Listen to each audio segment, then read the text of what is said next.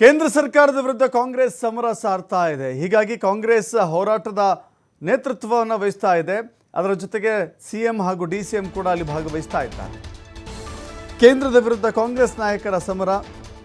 ನಾಳೆ ಸಿಎಂ ಹಾಗೂ ಡಿಸಿಎಂ ದೆಹಲಿಗೆ ಹೋಗ್ತಾ ಇದ್ದಾರೆ.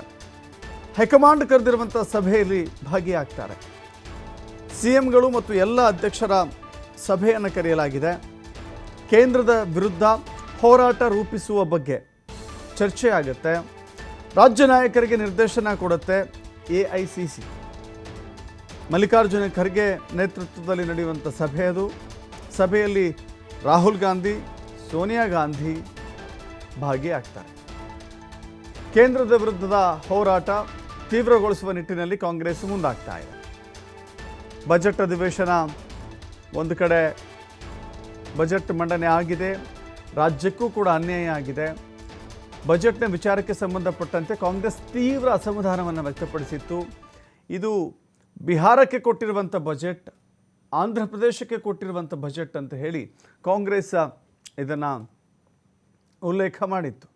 ಇದೀಗ ಕಾಂಗ್ರೆಸ್ ಇದೇ ವಿಚಾರಕ್ಕೆ ಸಂಬಂಧಪಟ್ಟಂತೆ ಕೇಂದ್ರದ ಜನವಿರೋಧಿ ನೀತಿಗಳ ವಿಚಾರಕ್ಕೆ ಸಂಬಂಧಪಟ್ಟಂತೆ ಕಾಂಗ್ರೆಸ್ ಒಂದು ಪ್ರತಿಭಟನೆಯನ್ನು ಅಥವಾ ಹೋರಾಟವನ್ನು ರೂಪಿಸ್ತಾ ಇದೆ. ಹೀಗಾಗಿ ನಮ್ಮ ರಾಜ್ಯದ ಮುಖ್ಯಮಂತ್ರಿ ಹಾಗೂ ಉಪಮುಖ್ಯಮಂತ್ರಿ ಅನ್ನೋದಕ್ಕಿಂತ KPCC ಅಧ್ಯಕ್ಷರು, ಸೊ ಎಲ್ಲ ರಾಜ್ಯಗಳ ಎಲ್ಲೆಲ್ಲಿ ಕಾಂಗ್ರೆಸ್ ಅಧಿಕಾರದಲ್ಲಿದೆಯೋ ಆ ರಾಜ್ಯದ ಮುಖ್ಯಮಂತ್ರಿಗಳು ಹಾಗೂ PCC ಅಧ್ಯಕ್ಷರ ಸಭೆಯನ್ನು ಕರೆಯಲಾಗಿದೆ. ಆ ನಂತರದಲ್ಲಿ ಒಂದು ತೀರ್ಮಾನವನ್ನು ಮಾಡಲಿಕ್ಕಿದ್ದಾರೆ.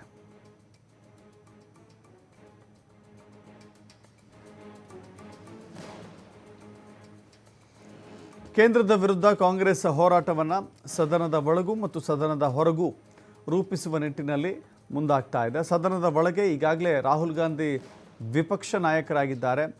ರಾಹುಲ್ ಗಾಂಧಿ ಹೋರಾಟವನ್ನು ರೂಪಿಸ್ತಾ ಇದ್ದಾರೆ ಸದನದ ಒಳಗೆ. ಸದನದ ಹೊರಗೆ ಒಂದು ವಿರೋಧ ಪಕ್ಷವಾಗಿ ಯಾವೆಲ್ಲ ರೀತಿಯ ಹೋರಾಟಗಳನ್ನು ರೂಪಿಸಬೇಕು ಅನ್ನುವ ನಿಟ್ಟಿನಲ್ಲಿ ಒಂದು ಸಭೆಯನ್ನು ಕರೆಯಲಾಗಿದೆ. ಎಲ್ಲ ಕಾಂಗ್ರೆಸ್ ಆಡಳಿತ ಇರುವಂಥ ಮುಖ್ಯಮಂತ್ರಿಗಳು ಹಾಗೂ KPCC ಅಥವಾ PCC ಅಧ್ಯಕ್ಷರ ಸಭೆಯನ್ನು ಕರೆಯಲಾಗಿದೆ. ರಾಜ್ಯದ ಎಲ್ಲ ರಾಜ್ಯಗಳಲ್ಲೂ ಕೂಡ ಒಂದು ಹೋರಾಟ, ಜೊತೆಗೆ ಸ್ಥಳೀಯ ಮಟ್ಟದಲ್ಲೂ ಕೂಡ ಹೋರಾಟವನ್ನು ಮಾಡಬೇಕು ಅನ್ನುವ ನಿಟ್ಟಿನಲ್ಲಿ ಕಾಂಗ್ರೆಸ್ ಮುಂದಾಗ್ತಾ ಇದೆ.